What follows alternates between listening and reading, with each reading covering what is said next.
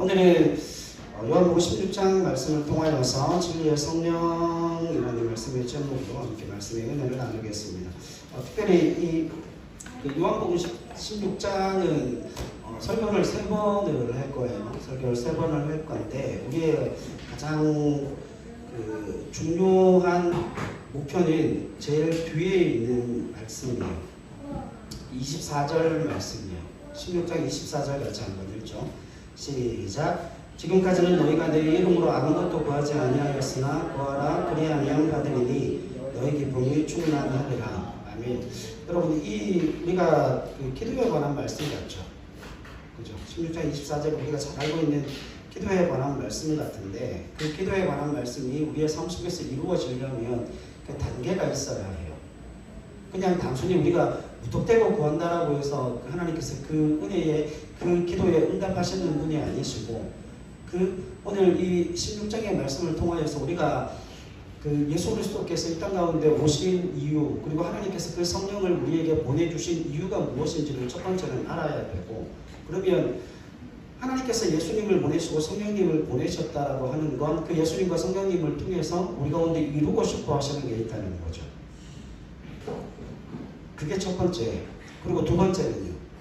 그러니 그 진리의 성령 되신 성령 하나님께서 우리 가운데 오셔서 우리가 세상 가운데 어떻게 드러나기를 원하시는지를 말씀하시겠죠.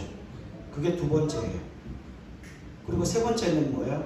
세 번째는 16장 24절에 나와 있는 것처럼 이제는 그와 같은 첫 번째와 두 번째를 깨닫고 경험하고 그것을 삶 속에 체화한 사람들이 세상 속에서 능력을 행하고 정말 하나님의 은혜를 하수같이 흘려보내고 하나님께서 나를 통해서 이루고자 하시는 그 하나님의 뜻을 세상 가운데 흘려보내는 그 일에 있어 기도를 응답하여 주시겠다는 거예요.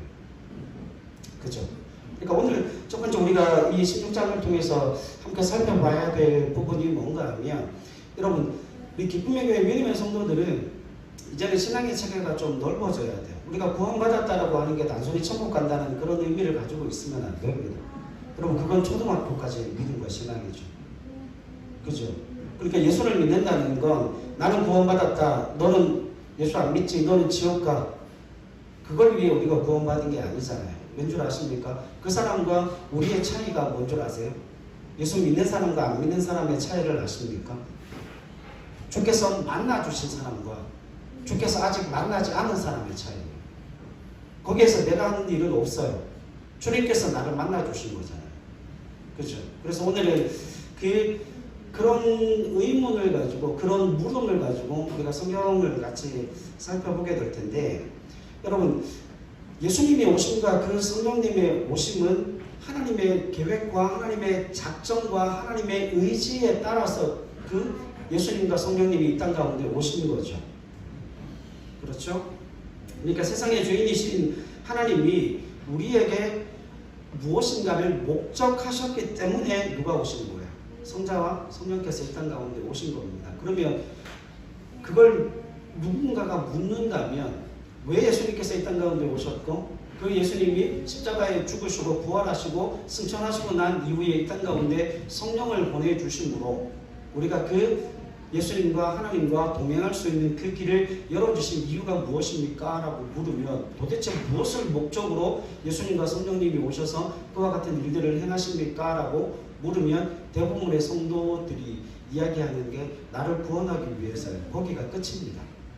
근데 아니에요. 여러분 구원은 제가 기도도 했지만 소극적인 상황에서는 내가 구원받았다예요. 그런데 하나님은 그 소극적인 것을 원하시는 게 아니고 더 적극적인 것을 원하시죠. 더 적극적인 건 뭐예요? 내가 구원받은 하나님의 사람으로서 이 땅을 어떻게 살아갈 것인가에 대한 그 답을 얻는 거예요. 그리고 우리의 삶의 말자치를 통하여서 하나님의 나라가 이루어지게 하시는 거예요. 그래서 오늘 본문의 말씀을 살피는 게 우리에게 있어 굉장히 중요하다는 그 사실을 인지하시고 오늘 살펴보는 말씀들은 성경에 다 하나하나 다 체크를 해놓으셨으면 좋겠어요. 자, 여러분 성령 하나님의 오심이 하나님께서 계획하신 그 일이 어떤 일이 빗나가고 차질이 생김을 통하여서 하나님께서 할 수 없어서 이 땅 가운데 성령을 보내신 걸까요? 그거는 아니죠.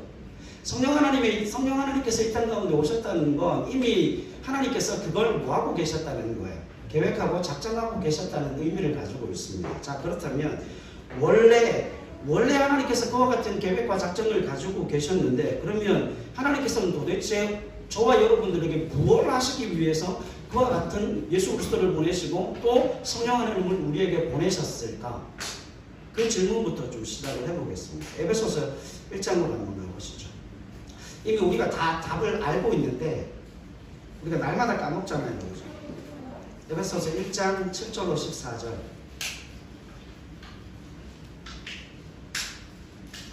에베소서 1장 7절로 14절입니다. 같이 읽죠. 시작.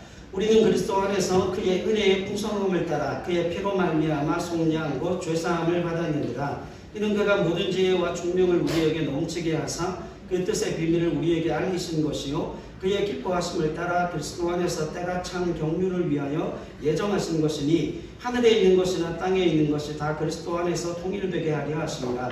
모든 일을 그의 뜻의 결정대로 일하시는 이의 계획을 따라 우리가 예정을 입어 그 안에서 기업이 되었으니 이는 우리가 그리스도 안에서 전부터 바라던 그의 영광의 찬송이 되게 하려 하심이라. 그 안에서 너희도 진리의 말씀 곧 너희의 구원의 복음을 듣고 그 안에서 또한 믿어 약속의 성령으로 인치심을 받았으니 이는 우리 기업의 보증이 되사 그 얻으신 것을 속량하시고 그의 영광을 찬송하게 하려 하십니다. 아멘. 여기에 보면 하나님께서 예수 그리스도를 보내시고 성령 하나님을 우리 가운데 보내신 목적이 분명하게 나타나죠. 그 목적이 뭐라고 말씀하십니까?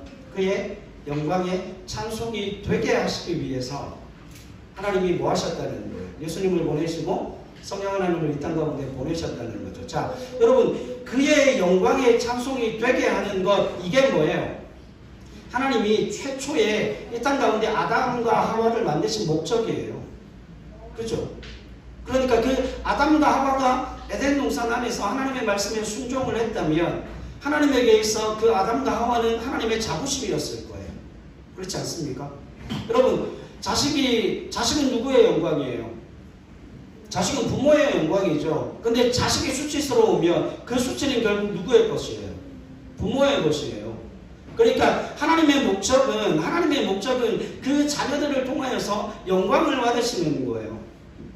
그러면 여러분, 그 자녀들이 어떨 때 부모가 영광을 받습니까?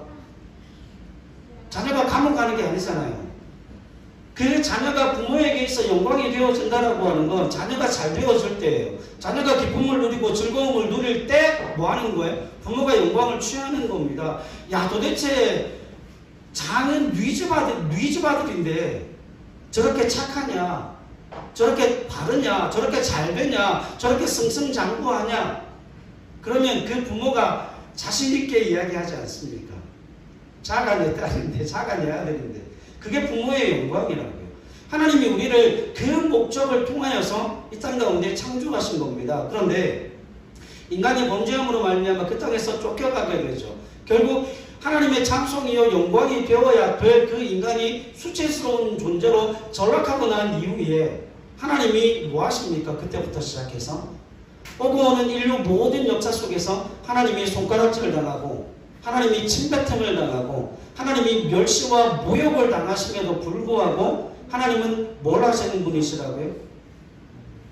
그 수치와 모욕 속에서도 하나님께서 그 인간으로 말미암아 그 인간을 창조하셨을 때 그 목적을 거두지 아니하시고 뭐 하시겠다고요? 다시금 그 인간들을 통하여서 영광의 찬송이 되게 하심으로 기업고 뭘 받아내시겠다고요? 찬송과 영광을 받아내시겠다는 거예요. 그러면 여러분, 찬송과 영광을 받아내려면 뭐가 있어야 됩니까? 죄로 말미암아 타락한 영혼들이 이제는 그 죄악 가운데 무슨 역사가 일어나야 돼요? 그 죄가 걷어지는 역사가 일어나죠. 그 죄를 없애는 역사가 일어나야 되고 그 죄의 문제가 해결되어지는 역사가 일어나야 뭐가 되어진다는 거예요? 하나님의 영광의 찬송으로 다시금 되돌아갈 수 있는 것 아닙니까? 여러분, 그러니까 하나님의 영광이 여기서 말씀하시는 그 하나님의 영광의 찬송이 되게 하시겠다라고 하는 그 말씀 가운데는 이런 의미가 담겨져 있어요. 여러분, 저 한번 보세요. 인간이라고 하는 존재는 어떤 강요에 의하여서 무엇인가를 했을 때 기쁨을 누릴까요? 누리지 못할까요? 여러분, 그런 경우는 없어요. 결국은 그 강요로 시작하였다 해도 그게 어디까지 가야 되는 거예요? 사랑의 단계까지 가야 되는 거예요. 그 사랑이라고 하는 건 강요할 수 없죠. 강요되어질 수도 없죠. 그렇지 않습니까? 그러니까 하나님이 우리로 하여금 그의 영광의 찬송이 되게 하시겠다라고 하는 건 하나님이 우리에게 강요하시는 게 아니에요. 믿음을 강요하고 신앙을 강요하고 내가 너희에게 율법을 강요하여서 그와 같은 찬송을 받아내시겠다가 아니라 하나님께서 우리를 항복시키는 방법이 뭔 줄 아십니까? 하나님께서 우리를 항복시키는 방법이 자비와 긍휼과 은혜예요. 누가 봐도 받을 자격이 없어요. 누가 봐도 그것을 누릴 자격이 없는데 그럼에도 불구하고 하나님이 그 낙심하고 죄악 가운데 있는 영혼에게 찾아오셔서 내가 네 아버지야. 내가 너를 사랑해. 내가 너를 회복할 것이고 네가 어떤 형편과 어떤 처지와 어떤 모양이 있든지 나는 전혀 신경 쓰지 않아. 왜? 나는 너를 사랑하는 너의 아버지이기 때문에. 그래서 한없이 그 자비와 긍휼과 은혜를 흘려보내심으로 말미암아 우리의 마음으로부터 뭘 받아내시는 거예요? 항복을 받아내시는 거예요. 여러분, 이때의 항복은 이겁니다. 맞아요, 아버지. 내가 아버지의 곁을 떠나서는 행복할 수도 없고 아버지의 곁을 떠나서는 뭐 할 수도 없어요. 기쁨과 즐거움을 누릴 수도 없어요. 그게 누가복음 15장의 탕자의 비유에 나오지 않습니까? 여러분, 탕자가 돌아왔을 때 그 아버지가 보인 행동은 뭐예요? 저 멀리서 탕자가 돌아오는 그 모습을 보고 동굴 밖에서 막 뛰어가서 그냥 그 아이를 그냥 안아냅니다. 아무것도 묻지 않습니다. 너 돈 어떻게 했냐? 내가 너한테 물려준 그 모든 재산 어떻게 했냐? 도대체 너는 어떤 마음으로 나를 떠났냐? 그 어떤 것도 묻지 아니하시고 그 아들을 안아내시고 그 누더기 옷을 벗기고 아들의 옷을 입히고 손에 가락지를 끼우고 그 자녀의 지위를 단번에 그 아들의 지위를 단번에 회복시켜 주시는 분이 하나님이시라는 거기에 그 어떤 율법도 들어가지 않아요. 오직 은혜밖에는 없다는 거예요. 그렇게 그 자녀들을 뭐합니까? 자녀들의 항복을 받아내시는 분이 하나님이시라는 거예요. 그러니까 여러분, 자녀들에 대해서 너무 속 끓이지 마세요. 우리도 그렇게 구원함을 받은 사람들이에요. 하나님이 그 자녀들을 놓지 아니하십니다. 그러면 때가 차면 어떤 일이 일어날까요? 돌아오게 하시는 하나님의 은혜의 역사가 반드시 일어납니다. 그럼 기도하는 자녀들은 망하지 않아요. 망하지 않는 게 아니라 기적으로라도 망할 수가 없어요. 그래서 우리가 하나님 앞에 매달려 기도하는 것 아닙니까? 그런데 여러분, 하나님의 영광이 우리에게 기쁨이 되게 하심을 통하여서 우리의 마음으로부터 우러나오는 그 찬송과 영광을 하나님께서 받아내십니다. 그런데 여기에 굉장히 중요한 사실이 있어요. 여러분, 그 하나님의 영광, 다시 말하면 다음 시간에 함께 말씀을 나눌 텐데 우리가 세상 가운데 하나님의 말씀을 행함으로 빛으로 세상 가운데 살아가는 그 모든 삶의 모습이 우리에게 기쁨과 즐거움이 아니라면 우리는 하나님의 영광을 취할 이유가 없어요. 그렇지 않습니까? 여러분, 싫은 걸 억지로 평생 할 수 있어요? 그건 지옥이잖아요. 하나님께서 우리에게 그와 같은 은혜를 흘려보내주실 때 우리로 하여금 그의 영광의 찬송이 되게 하실 때는 그 하나님의 일이 우리에게 기쁨이 되게 하시고 하나님의 일이 우리에게 즐거움이 되게 하나님이 만드시겠다는 의지를 담고 있습니다. 여러분, 하나님이 마음먹으시면 그 일은 이루어져요. 그 어떤 방해와 그 어떤 공작에도 하나님의 뜻은 반드시 이루어집니다. 그거 어디서 봐요? 창세기 37장에서 보잖아요. 요셉 이야기. 요셉의 형들이 뭐라 그럽니까? 그 아이가 꾼 꿈이 어떻게 되는지를 우리가 보자. 그래서 요셉이 성공할 수 있는 그 모든 길을 형들이 다 막아버리죠. 심지어는 그의 생명을 해하려고까지 하지만 그렇게까지 하지 않아도 이미 그 인생은 파탄나고 그 인생은 이미 망한 인생이 되었다라고 세상이 인정할 만큼 낭떠러지로 떨어지게 만들죠. 왜? 노예로 팔았잖아요. 그죠? 노예로 팔았기 때문에 그가 꾼 꿈이 세상 사람들이 볼 때도 그 꿈은 이루어질 수 없는 꿈이라고 하는 세상 사람들의 확정을 요셉은 받은 거예요. 그럼에도 불구하고 하나님은 그 요셉을 들어 뭘 만들어 놓으시죠? 애굽의 국무총리를 만들어 놓으시고 애굽의 둘째가는 권력가를 만들어 놓으십니다. 그게 하나님의 뜻이라는 거예요. 여러분, 하나님이 계획하시고 하나님이 작정하시면 세상 누가 뭐라 그래도 그 일은 반드시 이루어져요.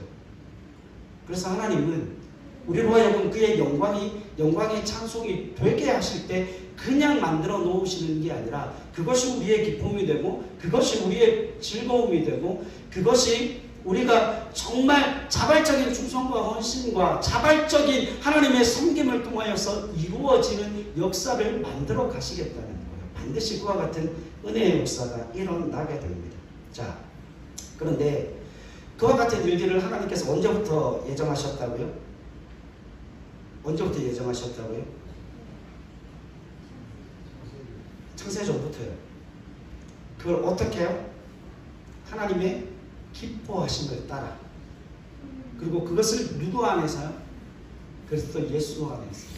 자, 그러니까 여러분, 예수 그리스도께서 이 땅 가운데 오셨다라고 하는 것, 예수 그리스도께서 이 땅 가운데 오셨다라고 하는 것 무슨 의미를 가지고 있는가 하면 그 완전히 혁명적인 세상 역사의 혁명적인 일이 일어났다는 거예요. 서울의 봄 보셨어요? 보셨나요? 저 봤거든요. 속이 뒤집히는 줄 알았어요. 제가 초등학교 때였던 것 같아요. 그때 한참 데모하고 이럴 때 저희가 그 대학교 앞에 살아서 날마다 최루탄 가스 마시고 그랬던 적이 있는데 거기에 보면 그게 나오잖아요. 그 성공하면 뭐예요? 혁명이고 실패하면 그냥 쿠데타고 반역이고.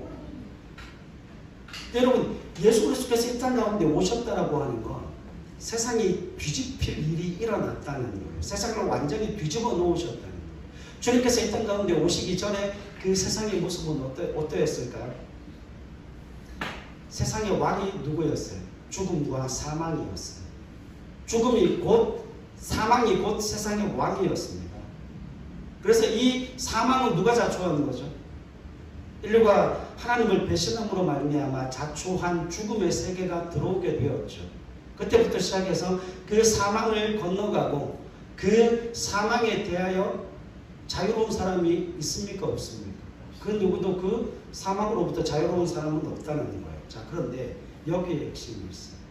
주님이 이 땅 가운데 오셔서 십자가에 죽으시고 그 죽음을 이기고 부활하신 그 시간으로부터 어떤 역사가 일어나요? 세상 속에 뭐가 들어온 거예요? 부활이 들어온 거예요. 세상 속에 부활을 맛보고 부활을 경험하고 부활을 사는 하나님의 사람들, 하나님의 백성들을 주님께서 세상 속에 세워 놓으셨다는 거예요. 여러분, 그러니까 이 십자가와 부활이 의미하는 가장 중요한 바가 하나님의 뜻을 이루기 위해서 하나님이 그 예수 그리스도로 말미암아 뭘 이루어내셨다는 거예요? 반전의 역사를 이루어내셨다는 거예요. 죽음이 활개치던 세상, 사망이 활개치던 세상, 그 세상에서 하나님이 뭘 만들어내셔요? 부활과 생명을 만들어내신다는 거예요. 그런데 문제가 뭐냐면 이걸 너무 그냥 통념적으로 알고 있어요.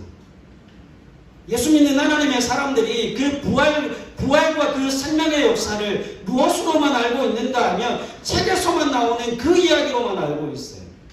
그래서 부활을 살지를 못해요. 생명을 살아내지를 못해요. 그 의미를 이해하지를 못하는 거예요. 그럼 요한복음 15장에 보면 우리 살펴봤죠. 포도나무 비유가 나오죠. 이 포도나무 비유는 천국과 지옥을 이야기하는 게 아니에요. 이 포도나무 비유에 있어서 가장 중요한 건 이겁니다. 예수 그리스도께서 어떤 나무가 되었다는 거예요?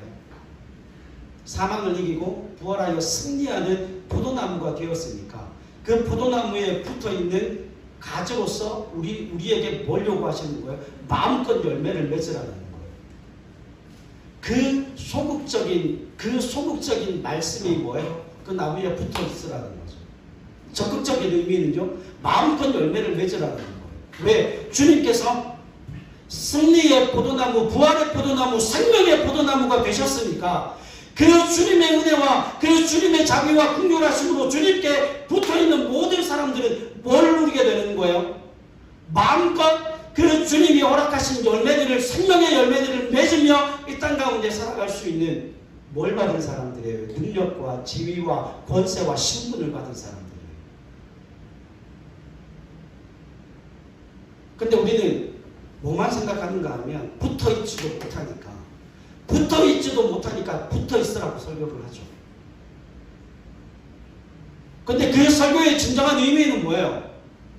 마음껏 열매를 맺으라는 겁니다.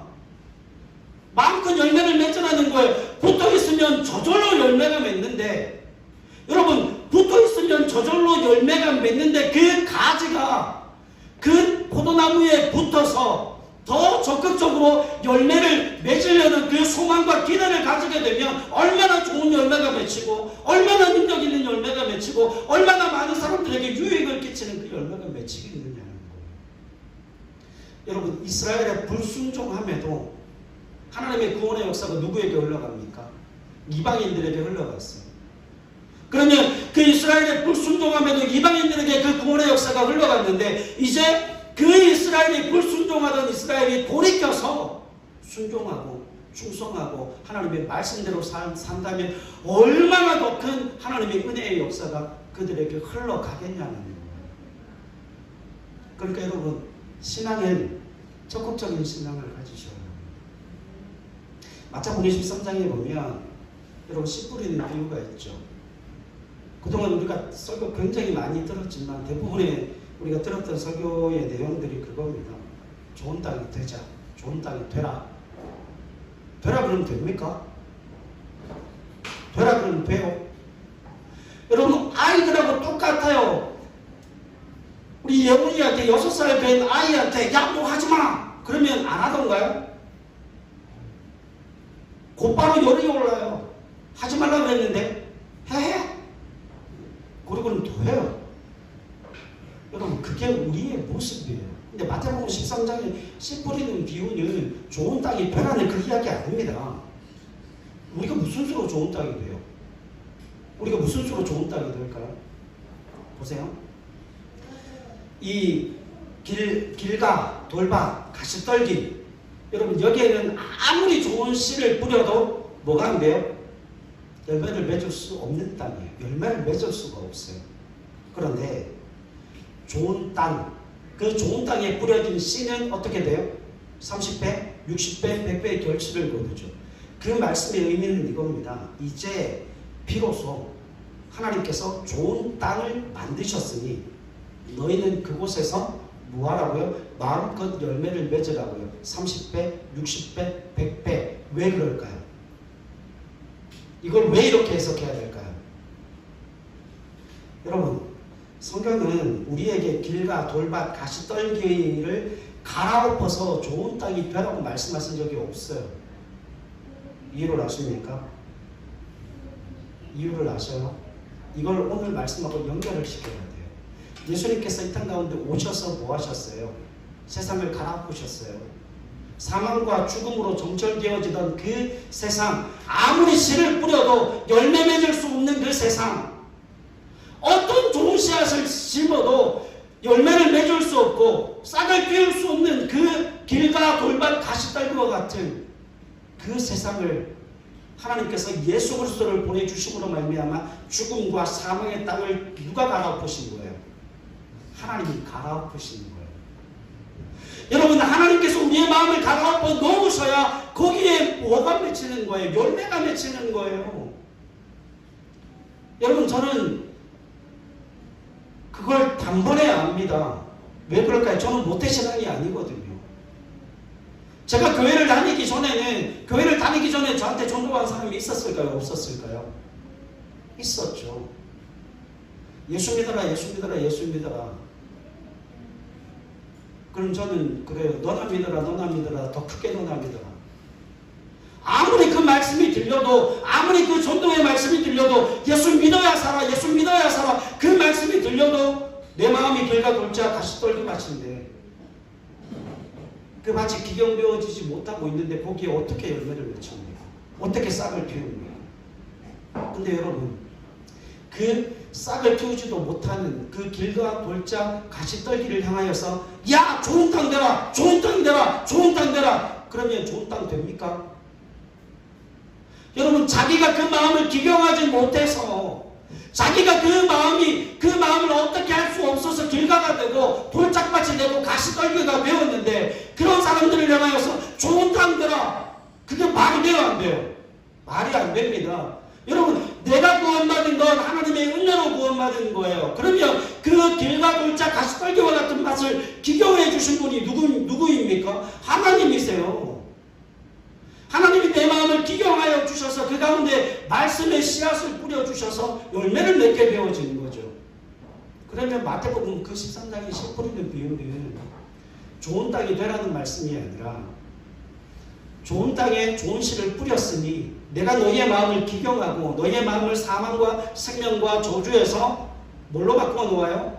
사망과 저주의 그 땅을 생명의 땅으로 기경시켜 놓아서 그곳에 내가 너희 10년 가운데 좋은 씨앗을 뿌렸으니 마음껏 30배, 60배, 100배의 결실을 거두라는 것 아닙니까? 그럼 거기에 우리의 노력이 어디 있어요? 우리의 노력은 어디에 있는 줄 아십니까? 좋은 땅이 되는 게 아니고 우리의 노력은 30배, 60배, 100배에 있는 거예요. 마태복음의 이야기로 하면, 마태복음 25장의 이야기로 하면 장사해야 되는 거예요. 장사해서 30배를 거두고 장사해서 60배를 거두고 장사해서 100배를 거두는 그 싸움을 싸워야 한다는 거예요.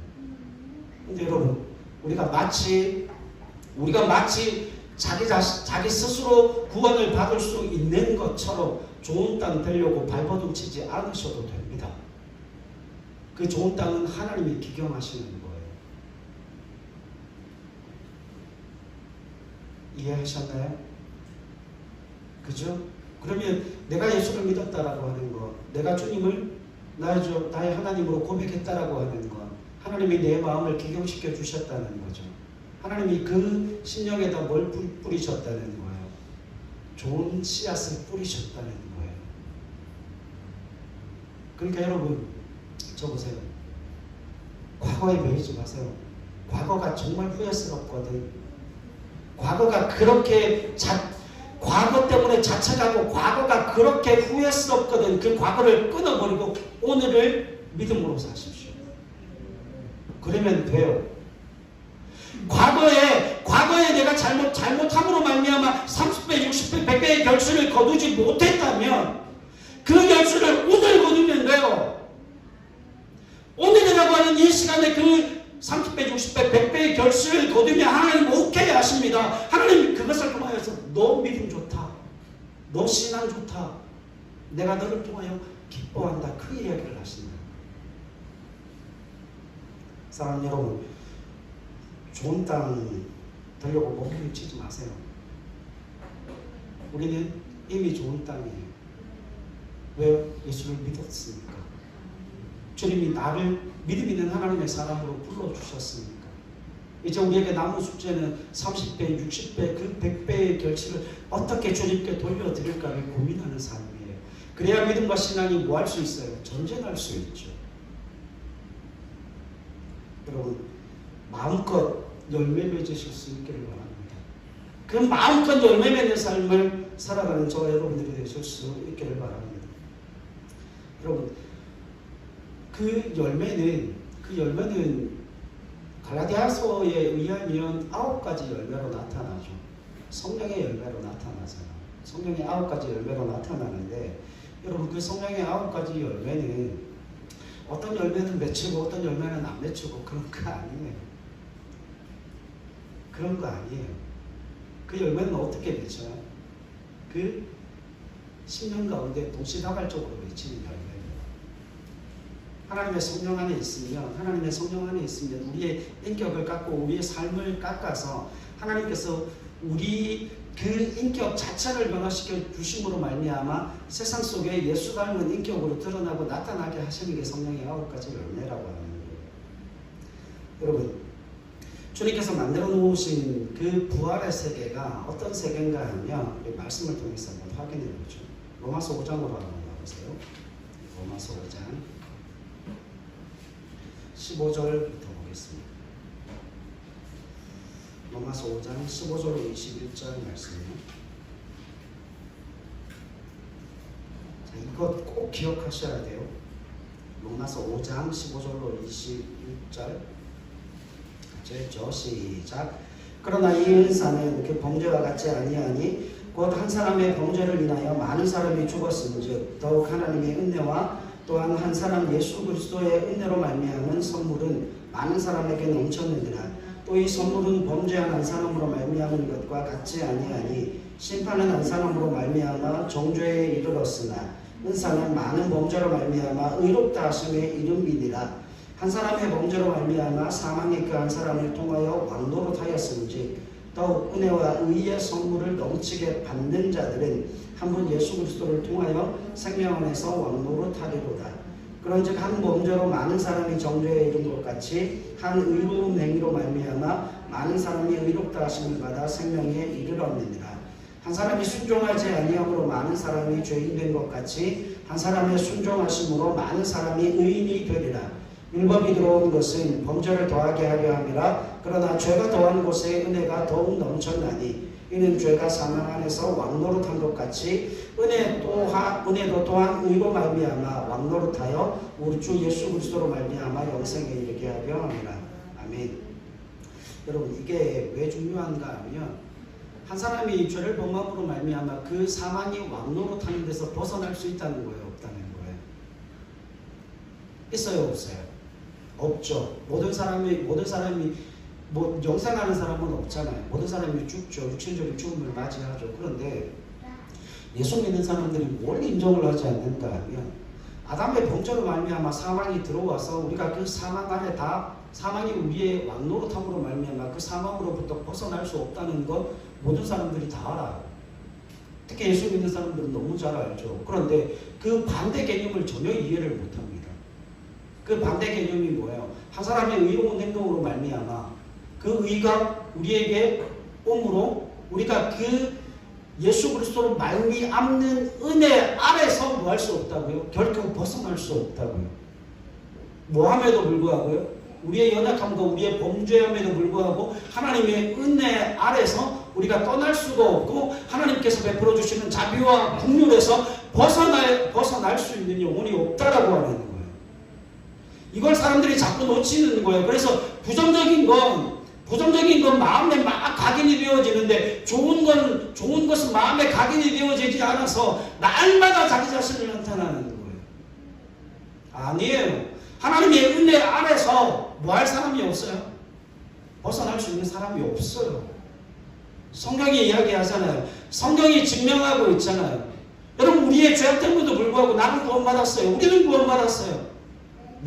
우리가 아직 뭐 할 때 죄인 되었을 그때에 하나님의 사랑이 우리에게 드러났죠. 누구로 말미암아? 예수 그리스도가 이 땅에 오심으로 말미암아.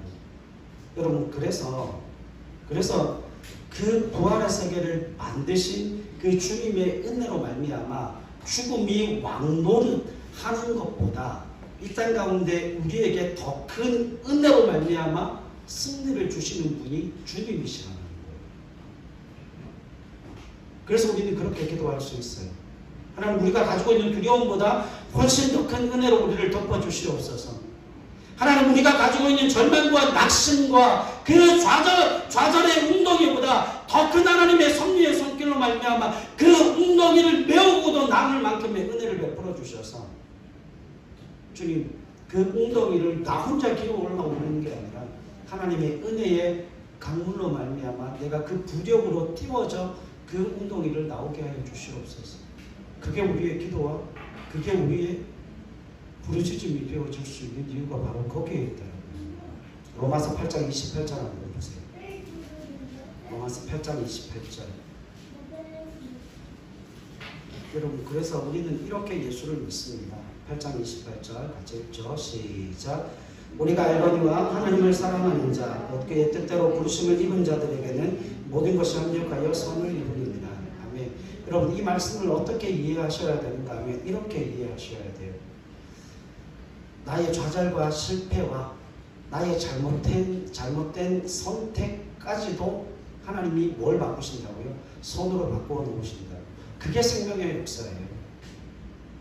여러분, 우리가 잘못된 선택을 통하여서 우리가 사망으로 가는 게 아니고 그 잘못된 선택을 통하여서 더 주님을 붙들고 잘못된 선택을 통해서 더 주님을 의지하게 하심을 통하여서 결국 무엇을 만들어내신다고요? 하나님의 선을 이루어내신다고요. 여러분, 그래서 우리가 예수를 믿는 거예요. 제가 늘 말씀을 드리잖아요. 우리는 잘못된 선택을 할 수 있어요. 그래서 그 잘못된 선택을 통해서 어느 정도의 징벌과 어느 정도의 형벌을 받을 수 있어요. 그런데 그 잘못된 선택을 통하여서 받는 그 징계와 그 징벌이 뭐가 되어지지는 않는다고요. 우리의 삶의 운명이 되어지지는 않아요. 결코 그렇지 않아요. 우리의 운명은 누가 주장하십니까? 하나님만이 주장하세요.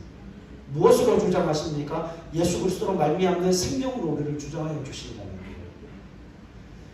이걸 깨닫게 하시기 위해서 이 사실을, 이 완벽한 하나님의 은혜의 사실을 깨닫게 하시기 위해서 이 땅 가운데 누가 오신 거예요? 성령 하나님이 오신 거예요. 왜냐하면 여러분 보세요. 성령 하나님의 은혜가 없으면, 성령 하나님의 은혜가 없으면 뭐가 이루어지지 않는가 하면 믿음을 가질 수가 없어요. 무엇을 가는 믿음을 가질 수가 없어요. 모든 것이 합력하여 선을 이룬다는 그 믿음뿐만 아니라 우리의 좌절과 낙심과 실패와 우리의 모든 연약함을 넘어 하나님의 선이 이루어지고 하나님의 의가 이루어지고 나로 말미암는 하나님의 기쁨과 즐거움이 우리의 삶 속에 부어지는 그 확실한 은혜에, 그 확실한 인치심을 우리가 깨닫지를 못하게 되어진다는 거예요. 그래서 성령 하나님이 우리 가운데 오셔서 그 일이 네게 이루어질 거야. 너에게 그 일이 이루어질 거야. 내게 그와 같은 은혜의 역사가 이루어지고 있음을 믿음으로 확신케 하시는 분이 성령 하나님이시다. 그래서 여러분, 은행에 가면 대출을 받거나 뭐 할 때 뭘 찍습니까? 도장을 찍잖아요. 그게 뭐예요? 인치는 거 아닙니까? 그게 인치는 거예요. 인을 친다라고 하는 거, 도장을 꽝 찍는다는 거예요. 네게 그런 역사가 확실히 일어날 거야. 10년 가운데 도장을 꽝 찍어서 누구도 흔들 수 없을 만큼. 그 어떤 사람의 괴계도 그걸 넘어뜨릴 수 없을 만큼 확실한 은혜를 하나님께서 우리 가운데 주시겠다는 거예요. 확인해 봅시다. 예레미야 31장 31절로 가겠습니다. 여러분, 요거는 중요하니까 별표 하시고 체크해 놓으십시오. 31장 31절로 34절.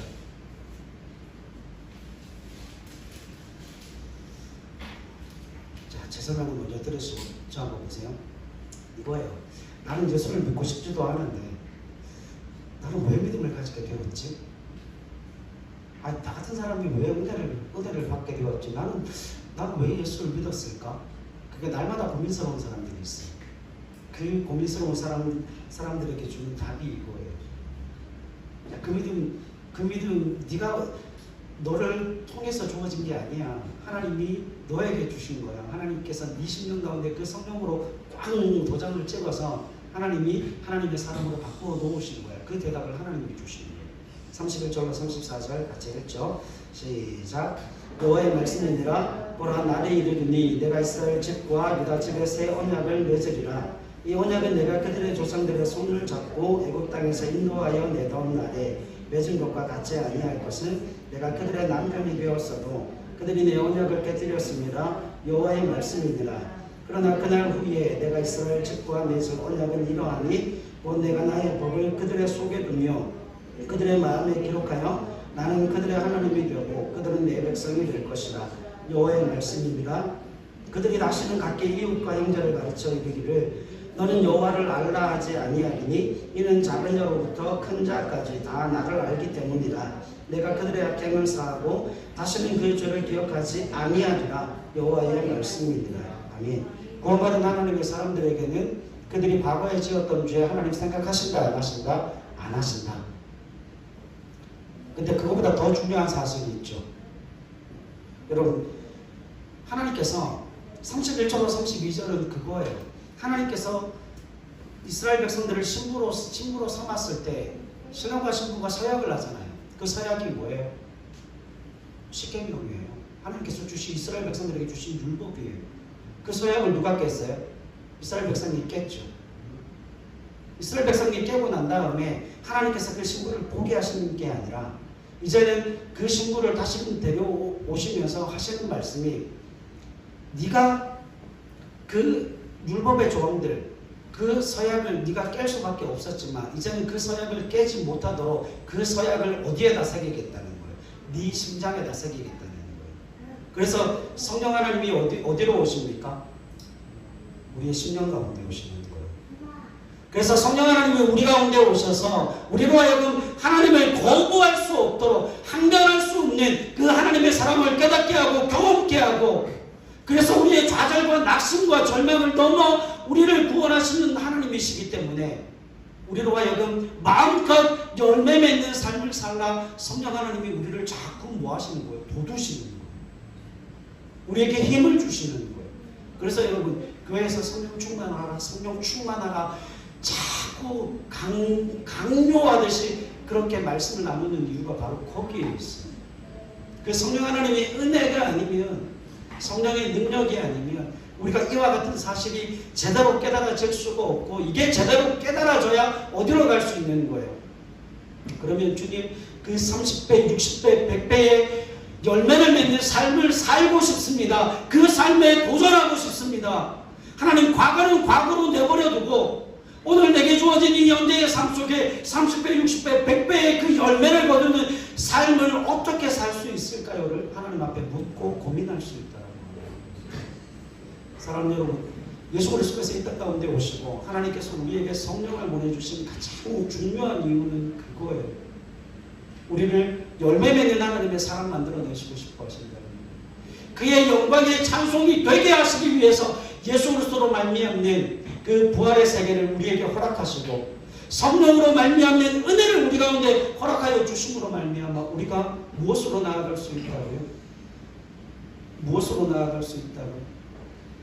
그의 영광의 찬송이 되게 하시기 위한 그 목적으로 한 발 한 발 다가갈 수 있는 거예요. 그러니까 여러분, 너무 자책하지 마세요. 이제는 우리는 자책이 문제가 아니라 우리 앞에 놓여져 있는 그 숙제를 해결하면 하나님, 이 땅 가운데 그 30배, 정말 최소 30배라고 말씀하셨는데 그 적은 열매라도 내가 맺기를 소망합니다. 60배, 100배의 열매를 맺는 하나님의 사람이 되어서 정말 다른 누군가가 나를 보고 그리스도 예수의 영광을 발견하고, 나를 통하여서 하나님을 발견하고, 나를 통하여서 또 다른 영적인 세계가 있고 하나님의 나라가 있음을 나를 통해 발견할 수 있는 은혜를 허락해 주옵소서. 하나님, 내가 진리의 성령으로 충만하게 채워져서 이 땅 가운데 정말 열매 맺는 하나님의 사람으로 살게 하여 주옵소서. 그 일에 도전하며 그 사명을 감당하는 저 여러분들의 삶이 되실 수 있기를 주님의 이름으로 간절히 부탁을 드립니다. 그러면 다음 주 수요일 날, 그 다음 주 수요일 날 오셔야 그 의미를 아실 수가 있어요. 그렇죠? 한 주 동안 기대하시면서 하나님 앞에 하나님 성령으로 충만할 수 있도록, 또 그 열매 맺는 삶에 도전할 수 있는 하나님의 사람 될 수 있도록 위해서 기도하며 나아가는 저와 여러분들 되실 수 있기를 바랍니다.